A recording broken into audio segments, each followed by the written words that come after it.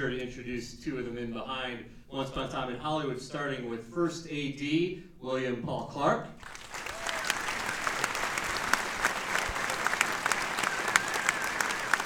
And writer-director Quentin Tarantino.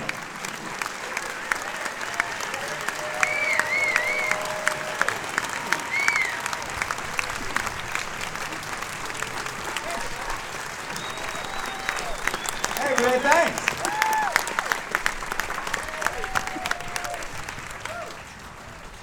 Now, you guys have been working together for something like at least 25 years, and I think. So, Quentin, I'm assuming that Bill is one of the people who you're probably excited to show a script to and get his initial reaction. Yeah, no, actually, if you watch Pulp Fiction, when John Travolta's walking into Jack Rabbit Slim's, and he goes and he stops by the car track that's going on there. Bill is like the guy dressed in the STP kind of uniform, running the car thing. Yeah, it's become a whole ritual. All right, of him coming over to the house and reading the script, and it's actually kind of it's a interesting part of the ritual, frankly, for me, because I guess probably more than anything else, it means that we're getting serious. We're going to make the movie. This is, okay, Bill's coming over to read it. Now, it's not just this theoretical, artistic, experience. No, now we're going to, the clock is officially starting. If Bill's coming over to read it, because then he's going to take it, then he's going to do a board on it. And so all of a sudden, we're going to start talking about nuts and bolts. In a way, I think up until that point, it's all been kind of airy-fairy. And so, Bill, what was your initial response to the script? Like, when Quentin gives you the script to read, does he tell you anything before? Did you know it was going to be the 60s and all this kind of stuff, or do you read it cold? I really only had a little bit of a clue from following him on what he was doing. He was teaching symposiums about that moment in time and the transition from the 60s to the 70s with the studio world, and I'm like, very interesting. So I kind of had a smidgen of an idea, but that's about it. And then I got up there and just started reading it, and I mean, I loved it. It's a little tough to read when you're sitting by the pool peeking out. I do that all the time. Every 20, 25 minutes. Need another drink? How you doing? Gonna get you another drink? Where are you at exactly right now? Okay. Well, leave me alone. Well, where exactly is he reading it? So he comes to your house. Where do you put him, and what's the environment like? No, I think it's like the pool. Yeah, it's the pool. It's always the pool. It's always out by the pool. I think they start. I think almost everybody. I don't think they start at the butcher block. Not the butcher. They start at the breakfast nook and work their way to the pool. I go straight to the pool. I go straight to the pool because I know it's coming. And then this one, you were kind enough to make me a whiskey sour. Yes, I was. I wanted him to feel it all the way down to his toes. And it worked. Yeah. Well, actually, but I remember. I was going to wait for you to say it, but you didn't say it. One of the things that. In fact, it was really. It was one of the best pieces of. Criticism. Yeah, assessment. Thank you. Yeah, well said. Yes, that's a part of it. Assessments of the material that I'd gotten up until that point, because he finished reading the whole damn thing, and then he enters the kitchen, and I'm in the kitchen area from the pool, and he comes in and kind of waiting for hear what his first response is. What'd you think? Yeah. Right, yeah. Did not say it. Do you remember what he said?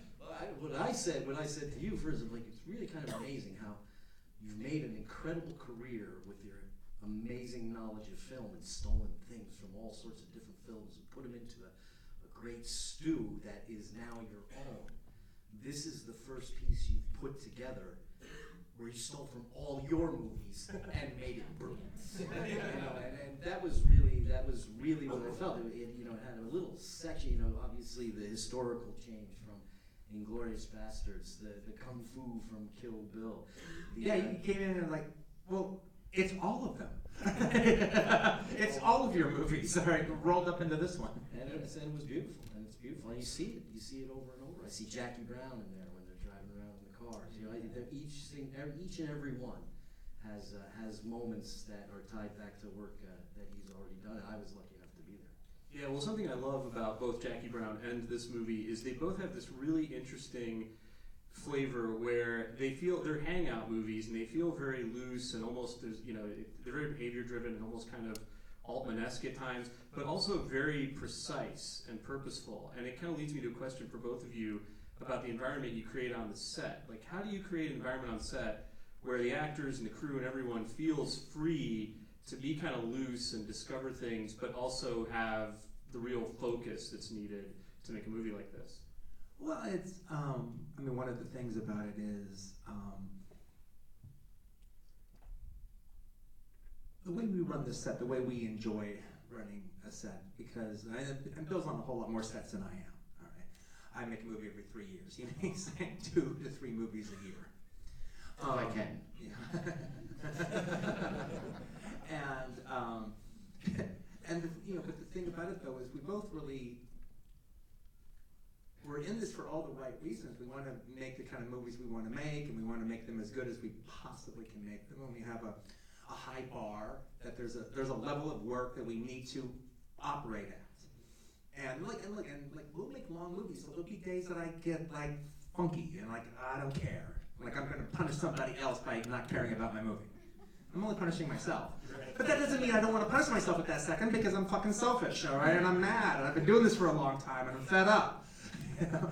And so I could just act like a petulant child for 2 seconds, all right? And he's really the only one I can really show that with, all right? And then even if there is like, well, I don't give a fuck about this shot, so let's just do it. I don't care, all right? You know. And then I've had to do a couple of shots. And then the next day, it's like, so me and Bill will be talking about something. Okay, so now we're going to be doing this, and we're going to be doing that, and we're going to be doing it more at the level that we're used to doing it at, right? You know, at the level that we expect everything to be at, not what you did yesterday, all right, when you were this petulant idiot. But the thing is, we really care about all that. Having said all of that, we're also living our lives. We want to enjoy our lives. We have like the best jobs in the world.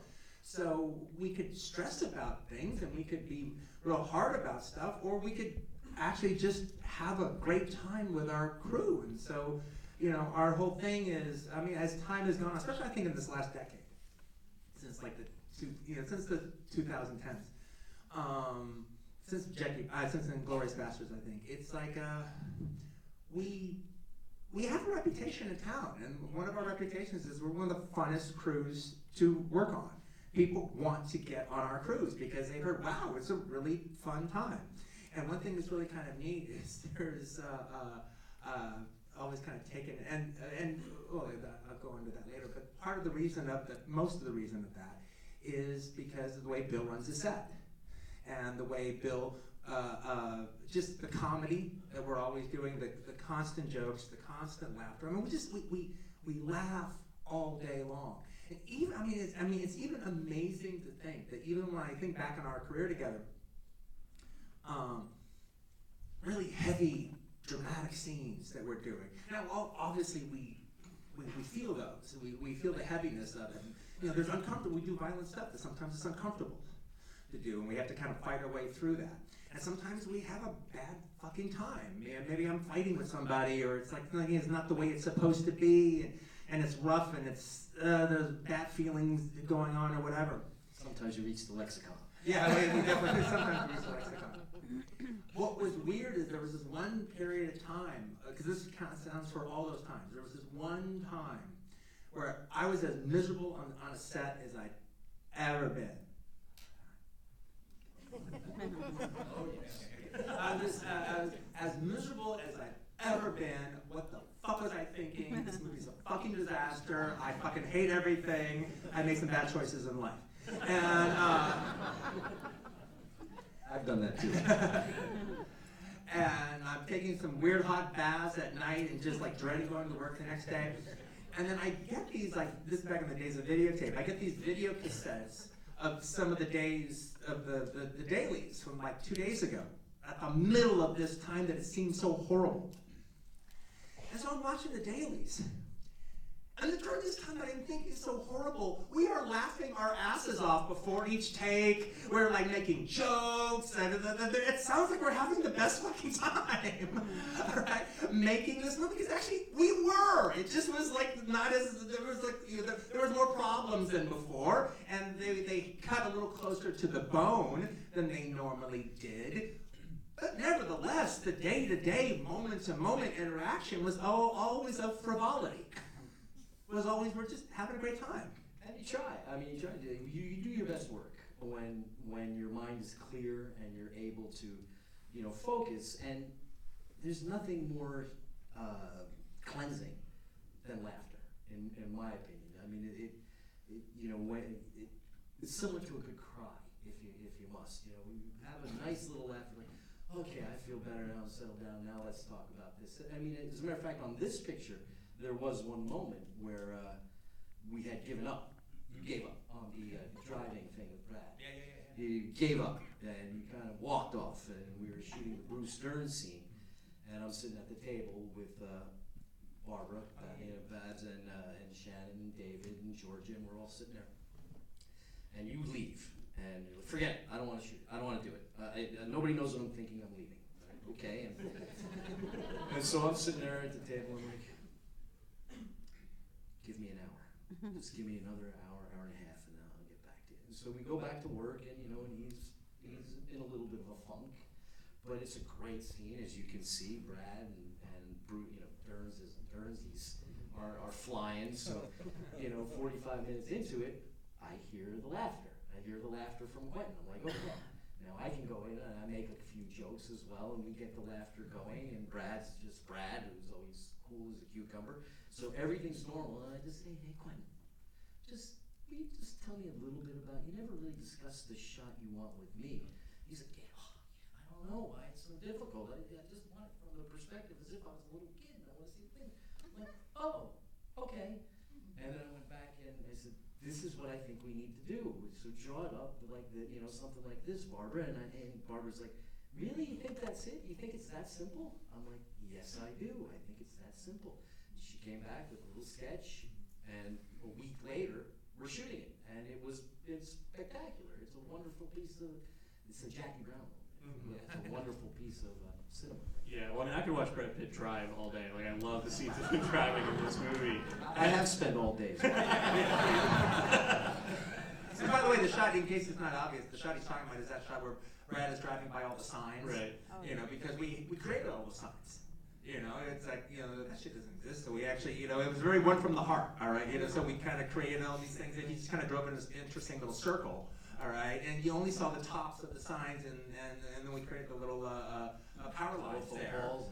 But the whole idea was to... It was a parking lot. Yeah, it was actually interesting, because it was like, I remember the way I wrote it and talking to them about it, I go, well, I kind of want it to be like one from the heart. And they go, so you want it to look fake and phony like their models? I go, well...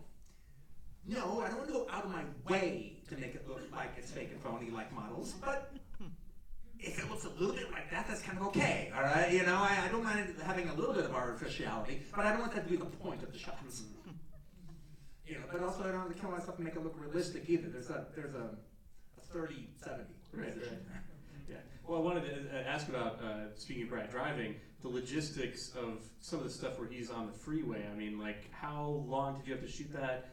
How much of the freeway did you have to shut down? I mean, were you shutting down the 101 in the middle of the day? What was? Well, the 101 we were able to do that. That was about. That was like was that an hour or 2 hours? We did that in an hour. Yeah, we only had the 101 for just a little bit, so they gave us an hour. And like right at they gave us 2, and we finished early. And we finished early, and it wasn't a full closure. It was a rolling break. It was 5 exits apart, so we had to time. I had to time it. But it was nerve-wracking. At the time, we also closed Hollywood Boulevard, and we also closed Bronson for that one shot of them getting on the freeway. And so we had to, we had to cue the picture cars after the freeway was closed, after the rolling break was happening, cue the cars on the freeway, then listen for when they were arriving so I could see them, so I could cue the cars on Hollywood Boulevard and Bronson, and then get action at the right time so they were coming in and there were cars heading in both directions. And we did 3 takes. The first one and the first one and the third one were good. The second one wasn't good. But then when we were driving like with him with Pussycat, all right, that was on the Marina Del Rey freeway all day, and then later again on another night, all night. Something you mentioned before when you were talking about watching dailies on video or something made me think. So on this film, when you're shooting on film, do you guys still do film dailies, and do you watch them with the crew and all that kind of stuff? Yeah, we definitely do film dailies all the time.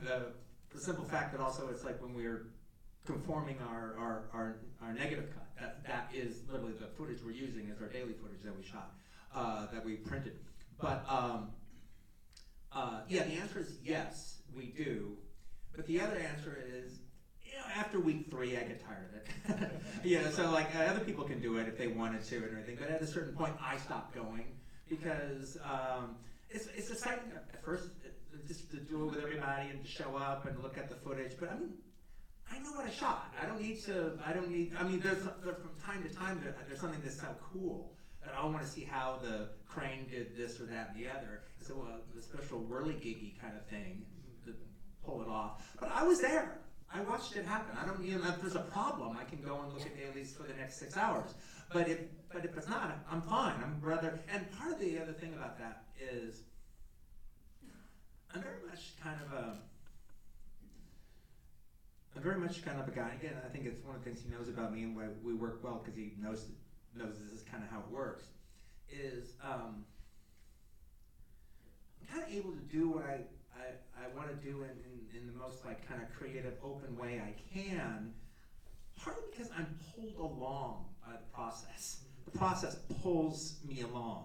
Whether it is like, okay, if I dealt with the whole movie at one go, I would maybe climb out of my bed and I'd come out. But I can deal with it a scene at a time. That's why anytime I start getting really antsy is when you want to ask me too many questions in the huge big picture of it all. And it's better to just kind of deal with each sequence at its own time. Don't ever ask me what we're doing 3 weeks from now. I never fucking know what we're doing. I know what we're doing tomorrow, and I know what we're doing the day after tomorrow, and I have an idea what we're doing the day after that. But that's about as much as I want to know. So I'm pulled along through the process, and so consequently, at a certain point, like when I'm making the movie, I'm really all about making the movie. I mean, other than trying to get my vision on screen, I'm not really thinking about being in the movie theater that much. I'm not thinking about what's going to happen to the movie after it's over. No, I'm here with my friends and my family, and we're making the movie, and we're living this really wonderful, creative, exciting life, and this is what it is. Now, when I watch dailies too much, I start editing it in my mind, and that's I don't want to get there. And I love that. Believe me, there's a time towards the shooting. I want to be there. But at a certain point, no, that's that time. I want to be here right now. And that's kind of developed with him. I mean, we kind of glazed over the, I don't always go. The dailies are there, but I don't always go. That's glazed over that, how unusual that is when the dailies still happen and the director's not going, but he's showing the dailies so the crew can see how great they are. And the crew we make a theater, we make a theater to fit 50, 60 people in there because that many people come to dailies. Even on Pulp Fiction, it was one of my first dailies experiences ever. I went to dailies as often as I was able. It was a little later, show up late, and I would always go sit right in the front because he and Sally would sit in the second row, and I would be able to hear what they're saying to each other. It was one of the most profitable experiences of my career to this day, being able to listen to those two. Mostly laugh, but it was a more traditional. But the way I laugh, Sally was thinking, right. And it was a more traditional approach to the dailies back then. So.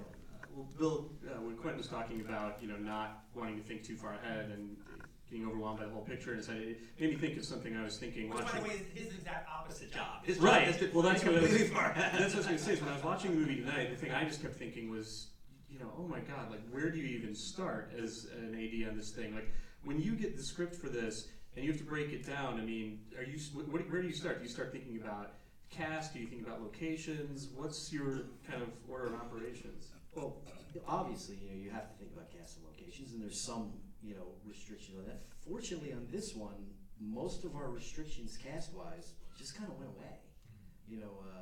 Ratu was supposed to do a picture, so we were talking about losing Leo. Didn't happen. Leo was like, I'm here. I'm happy. I just get to focus on this. Brad had a couple of things early on, the commitments, but that was about it. Margot was supposed to be doing this, only have this 3 weeks yet. She's visiting the set on her days off. I mean, it really was, we're here, we're available, we want to make this picture as great as you can, from the tippy top to the craft service, to the bottom, the 50th PA on Hollywood Day. Yeah, I think that normally it's funny because actually normally Bill pretty much lays out he kind of lays out the schedule more or less as he sees fit. It's like he puts it out together, and then if I have a real strong feeling about, this thing should be here as opposed to here, or that's way too early, what the fuck are you talking about, or no, I want to build up to this. So there might be one or two scenes that moves around like that. But at the same time, we don't go completely in order of the script, but there is an aspect of saving, as much as we can, the second half for the second half of the movie and the first half of the movie for the first half, with the idea that we're going to build to the end.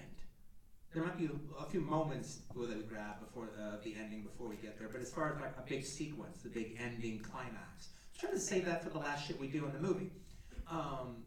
Partly because I write these huge fucking novels that I'm literally adapting into a movie every day on the set, and so by the time we get to the end, I know what I've shot, I know what I have, so I kind of know now more what the end should be, because I've made the rest of the movie up until now, so I can change my mind a little bit. It's usually not about story, it's about, it's like, when I'm writing the script, everything's big, but at a certain point, like I said, you've made some choices, you got rid of some things, you emphasized some things, some characters have popped where other characters didn't pop, and so now it's more like, by the time you get to the end, you know what you need. I know what I need now to wrap up my movie, because I've made my movie, so now I know what I need to wrap it up. And sometimes I need more, and sometimes, we did a great job, let's just get this fucking thing ended. All right? A great example of that was the end of Inglourious Bastards. I mean, what was scripted was far bigger than that chintzy little fire we did at the end at the movie theater. I mean, it was even bigger. What was written, and we came back after we had a little Christmas break. We came back, and he's like, "It's too much. I got what I need. I got the stuff that I need. I got what I need. This is what I need from the scene. This is it." And so he wrote out an outline, basically, in shot list with little pieces of dialogue, and that was the new end of the movie. So I had night in between shooting to put that together. And the Germans almost made it too precise. It's got to be quintiglyphics. It's got to be in quintiglyphics for Quentin Tarantino. No, that's the whole thing. Is like what will happen. I mean, the way we kind of do our movies for the most part is if it's normal scene between 2 or 3 actors talking to each other. We show up in the morning and we do like a little run through of the scene. And so the idea that's going to be 45 minutes, an hour 15, however long it's going to be. And we just kind of stumble through the scene and kind of just do a little run through. And so basically the idea is like, okay, well, now we're going to do it. We might have had rehearsal before, but now we're going to do it. Here's the set. We're on the set. Everyone's gone. Everyone's FO'd. And so it's like we just have the set to ourselves, and we mess around, and it's like it's the actors and it's Bill. And then once we start kind of maybe getting where we're going, we might, if Bob's around, Bob might come in. And Bob's always hot, Artie Johnson style. Yeah, exactly. Hiding behind a plant, looking at stuff. And then the sound guy's trying to do that, but then but at a certain point. But the idea though is we have the fun of working around the set. Also, we're on the actual set, so we get any really good ideas, and then so we kind of figure out what we're going to do. We kind of figure out the dance. And then we have what we call the chain of assholes. And then we bring in the keys, all right? We play the Aretha Franklin song, chain, chain, chain, and all the crew members, all the heads of the department walk in. And then we kind of do the scene for them. So they kind of see the scene, and they'll watch the scene. I'll point out things that are appropriate that they need to take care of, either from the sound or Bob or anything, props. And then we send the actors to the makeup chair. And then it's everybody's turn to get ready. And then basically I sit down by myself, and then take out a piece of paper and I take the sides and write out a shot list. Of like, That's how you know he's working. Yeah. Because I've now just seen the scene. So now it's like, to me, it's obvious, more or less, how to shoot it. How do I want to cover that? How do I want to shoot that? So then I write it out, and it's like, it's 9 setups, or 13 setups, or 27 setups, or whatever the fuck it is, and I write it, and I give it to Bill, and then, and like in my chicken scratch handwriting, they make copies of that and hand it out to It's everybody. not chicken scratch. It's quintaglyphics. It's quintaglyphics. It's far more sophisticated than Well, when chicken you get scratch. used to reading it, you know what those words are supposed to mean. Well, I'm so glad you guys brought up Robert Richardson, because I feel like, I love everything he does, I love everything you do, but I love the stuff you guys do together the most. I mean, I think it's just, you really bring out something great in each other. Yeah, I think so too. And I'm curious, Bill, what your relationship is like with Robert Richardson, and how important is the cinematographer-AD relationship? It's essential. I mean, it's really important. I have, one of the most important parts of my job is to make sure that the cameraman and the director are communicating effectively. I so often see two people have a conversation and turn around thinking two completely different things. And I have to decipher that. I'm like, no, wait a second. What you said and what you said aren't the same. You're not on the same page. Let's do it again. And, because that has to happen. And with Bob, Bob's brilliant, so he knows what to do pretty much all the time anyway. And he's just happy that that's what I'm going to do. That's what I want to do. That it's hey, he's doing it right. He's doing it right. I am there to help him, and he knows that. And he's helped me over the years too. I mean, Kill Bill was tough. That was a tough experience, and there was a lot of pressure coming down.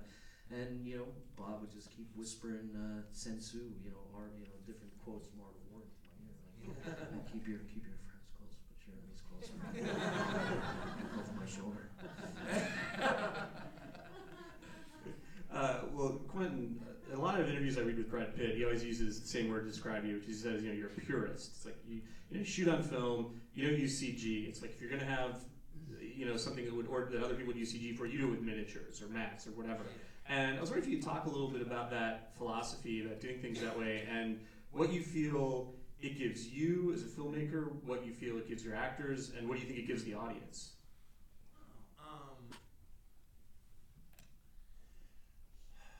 I guess there's a zillion ways to skin the cat. I mean, for James Cameron, you're creating the Titanic, and you're creating that propeller guy, that falls down and his propeller bounces off. And when I saw that, I thought that was pretty thrilling. But